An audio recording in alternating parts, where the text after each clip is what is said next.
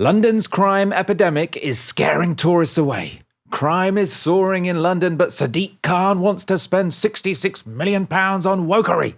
London is a crime-infested left-wing dystopia. These are all real headlines from the past year. I'm just going to show you the most ridiculous one, which is the GB News one.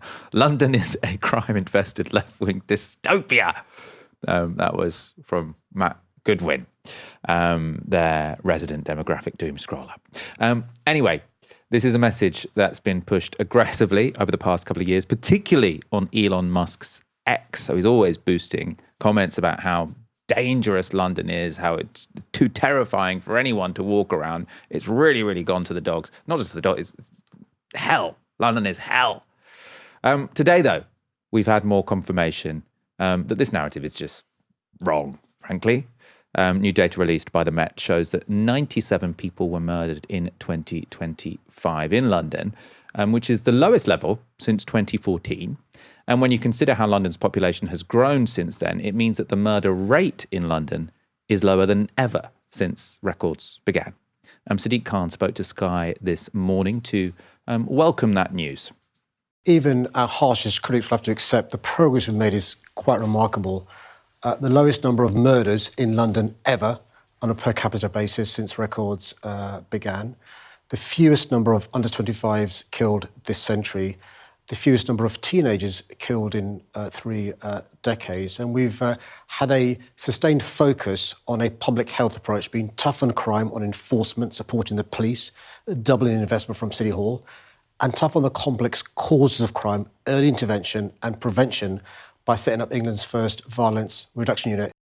So when Sadiq Khan there spoke about his harshest critics, he may have been talking about Donald Trump, who said this to GB News in November. Look at the crime you have in London. My mother loved London. She loved that city. She'd always talk about, that was a different London than you have today. Today you have people being stabbed in the ass or worse. But no, it's crazy. It's true. It's awful. Crazy. It is. It feels much safer here. Your mayor is a disaster. So, lots to say about what Trump said there, but Bev Turner, who's the GB News person doing the interviewer, saying she feels so much safer. I presume they're in Washington, D.C. I think she's the D.C. sort of correspondent for GB News now. She's saying it feels so much safer in Washington, D.C. than London. Now, let's go back to the data, right? Because the murder rate in London is now 1.1 person per 100,000. So for every 100,000 people in London, 1.1 people is murdered every year. Obviously, you'd want that number to be 0, but 1.1 is lower than most places. Ash, can you guess how high it is in Washington, D.C.? I am really bad at numbers, but I know it's mega high. It's 27 times higher. 27 per 100,000 people. Now, obviously, we shouldn't laugh about this because this is terrible for Washington, D.C. But Beverly Turner feels safer there. She feels safer there. She feels safer. Maybe she's the one doing the killing in Washington, D.C. I don't know. Good for her. Maybe she's really packing. Okay, Ash, what do you make of this? Maybe people say there's no point in looking at these stats because these people don't care about numbers. What they're actually pissed off about is ethnic minorities, and crime was just a sort of front for that. But... that is true. And we've talked about this before, right? Which is that feeling safe is not always a reflection of the objective risks in your environment. So I'm much more likely to, I'm much more likely to have my phone nicked by someone on an e-bike now than I was when I was a kid, because this is a form of crime which has really emerged over the past 5 years or so. But that doesn't mean I'm at more risk just because this kind of crime is more likely to happen. Well, you are more at risk of getting your phone stolen. You're just not more at risk of, you're at less risk of getting murdered. I just couldn't finish the sentence. Oh, you could. I was like, I really need to help Ash here. I think she's forgotten what her point was, but actually she's got something stuck in her throat. I just had a frog in my throat. What I mean is that I'm not more at risk of serious harm just because there is this form of crime which is more likely to happen, which makes me feel more unsafe or more vulnerable in the street, right? I would much prefer to have my phone nicked than to be stabbed in the ass, as Donald Trump so memorably put it. But my feeling of what the risks are versus what are the actual risks in my environment don't always line up, right? And also, forms of petty crime, they make you feel more hyper alert to more serious kinds of crime. That's a part of human psychology. The other thing is that because of social media and also social media's ability to recycle clips which might be really old, is that you're bombarded with images which make you feel like, London is a hellhole. And it might be that you're put into contact with something that geographically you would have been completely unaware of, because unless you're reading the local newspaper, that would never have been covered. Or it might be a clip of video from 2 years ago, 3 years ago. And because, this is the way social media algorithms work, but also because you've got, engagement farming accounts whose job it is to basically terrify you, because then you'll view it and you'll share it. Again, that creates a sense of risk. And then you've got, I think, what you talked about, which is the ethnic dimension of it, which is we've got a mayor of colour who's a Muslim. That can't be allowed. There's a lot there. There was a statistic that I found really interesting this week as well. It was polling. We'll get it up in a moment, but to sort of intro it, because we talk about this a lot, sort of this perception that people have that crime is going up. And I suppose there's a couple of arguments that are made. So one argument that's made is that it's just because the media is lying to them. And the other argument is that while some crimes might be going down, so say murder, for example, has been going down for a while, and overall crime, sort of the total number of people reporting that they've been a victim of crime in a particular year, that's the crime survey by the ONS, that's also down. There's an argument that certain crimes are up, and it's those crimes which people really associate with disorder. And so even if less people are getting murdered, more people are seeing shoplifting happening, more people are worried that their phone's going to get stolen. And so there is a genuine perception, independent from the media, that crime is going up because the world just seems more disorderly when you walk around in it. And I don't dismiss either of those. There is, though, some polling this weekend that I think really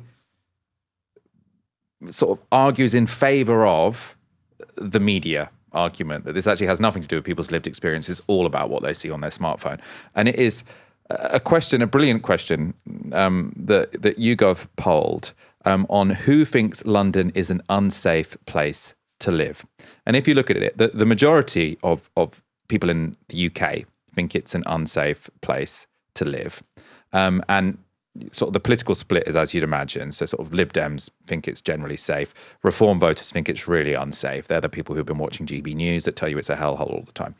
But the really interesting breakdown here is that everyone in the UK, so this is the bottom half, the middle part of that graphic that you can see there, everyone in the UK thinks that London is really unsafe, apart from Londoners. So a big majority of everyone thinks that London is really unsafe, apart from people who live in London, who overwhelmingly think it's safe. So 2/3 of people who live in London think it's safe, and 2/3 of people who don't live in London think it's unsafe. So this, to me, suggests that this isn't about, lots of smart people argue, and I've been at times sort of convinced by this argument, that it's, yes, even though crime is falling, people do have this lived experience sense of disorder on the rise.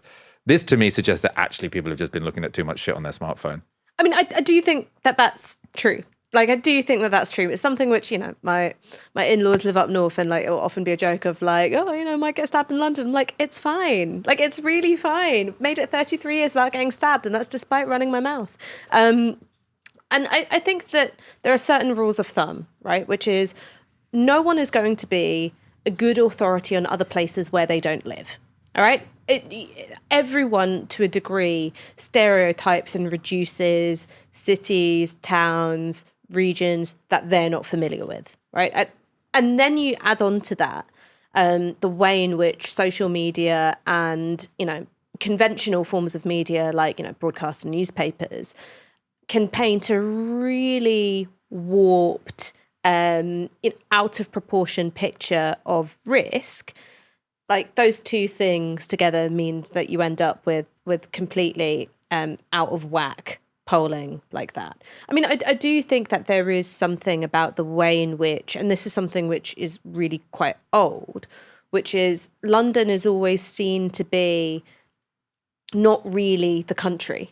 Right. And I'm not just talking about the ways in which, London has been a beneficiary of like really uneven patterns of investment and that kind of thing.